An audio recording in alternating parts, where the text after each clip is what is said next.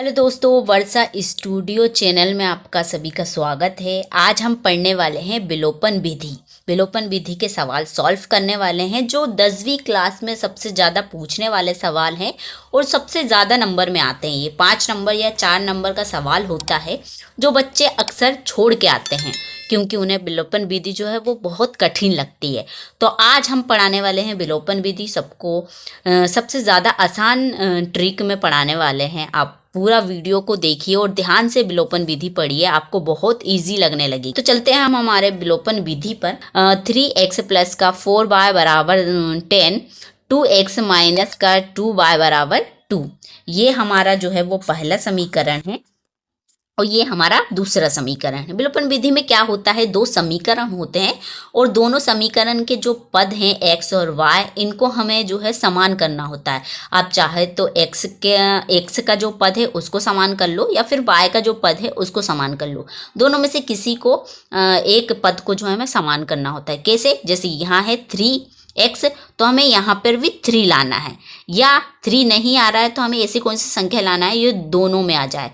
हम यहाँ पे 6 से ला सकते हैं क्योंकि अगर मैं 3 में 2 का गुणा करवाती हूँ तो 6 आता है और इस 2 में 3 का गुणा करवाती हूँ तो भी 6 आता है। या फिर अब सबसे इजी जो है वो इस 2 को क्या कर लो, 4 बना लो, तो 4y हो जाएगा और यहाँ पे भी 4y हो जाएगा। किसी भी पद को समान करना है, मतलब संख्याओं को, जो आगे की संख्या उनको समान करना है। तो चलिए हम क्या करते हैं, जो समीकरण 2 है इसमें समीकरण 2 में हम इस समीकरण 2 में क्या करते हैं, हम 2 का गुणा कर देते हैं। क्यों? क्योंकि हमें यहाँ पे 4 बनाना है। क्यों बनाना है? क्योंकि ऊपर 4 लिखा हो, इसलिए हमें यहाँ 4 बनाना। पर इसकी जो एक शर्त होती है कि यहाँ आप 2 का गुणा कर रहे हो तो आपको पूरे समीकरण में 2 का गुणा करना होता है। तो जो हमारा पहला समीकरण है ऊपर वाला 3x प्लस का 4y बराबर 10, इसको हम ऐसे ही रहने देते हैं। और ये जो नीचे वाला है इसको हम सब में क्या है 2 का गुणा करवा लेते हैं। अगर 2x में मैं 2 का गुणा करवाती हूँ, ये 4x हो जाता है।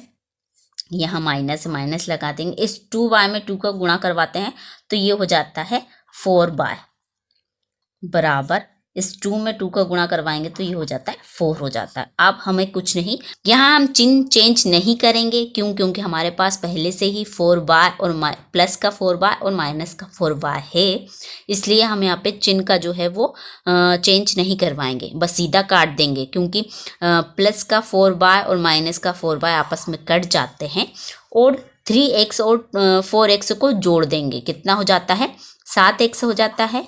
और यहाँ 10 और 4 को जोड़ते हैं तो ये होता है 14। अब हम x को यहीं रखते हैं और 14 के बटे में किसको ले आते हैं, 7 को, और हम 7 से 14 को काटते हैं तो x बराबर में ये आ जाता है 2। मतलब x का मान जो है वो यहाँ पे 2 निकल गया है।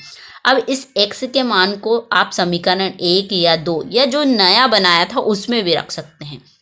अगर समीकरण के मान को, जो आपका x का मान है, उसको आपको समीकरण 1 में रखना है तो आप 1 में रख सकते हैं, 2 में रखना चाहते हैं तो 2 में रख दो।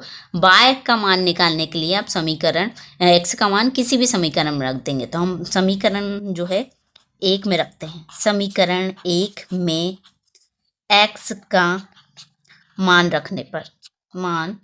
रखने आप यहाँ पर लिख सकते थे, इस समीकरण 2 में 2 का गुणा करने पर लिख दो, समीकरण 2 में 2 का गुणा करने पर आप बस समीकरण 1 में x का मान रख देंगे। समीकरण 1 क्या है, 3x प्लस का 4y बराबर 10। इसमें क्या करेंगे, हम x का मान रख देंगे। तो 3 वैसे का वैसे ही, गुणा का निशान, क्योंकि एक चर एक अचर है, बीच में गुणा का निशान है, x की जगह हम 2 रखेंगे, प्लस ये 4y वैसे का वैसे ही बराबर 10।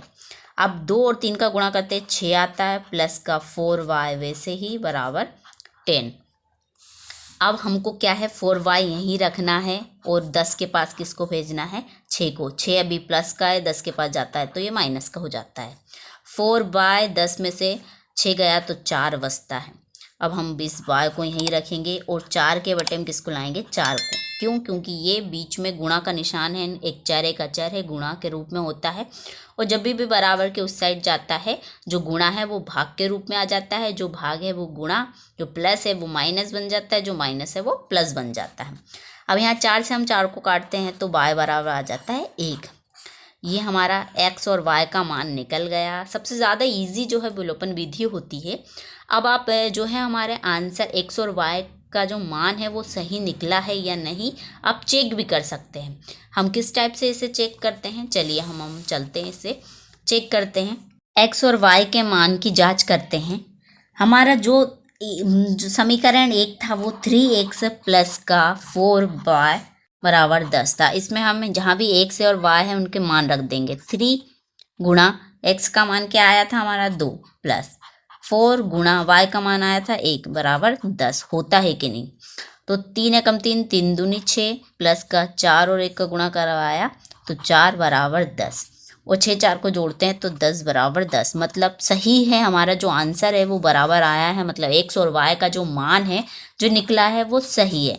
तो आप इस तरीके से जो है विलोपन विधि को सॉल्व कर सकते हैं। सबसे आसान जो विधि है वो विलोपन विधि होती है। इसी तरह हम आपको प्रतिस्थापन विधि भी सॉल्व करवाएंगे। अगर हमारा वीडियो आपको अच्छा लगा है, आप सोच रहे हैं हम प्रतिस्थापन विधि को भी आपको समझाएं, तो हमारे वीडियो को लाइक करें, शेयर करें और कमेंट्स करें। धन्यवाद।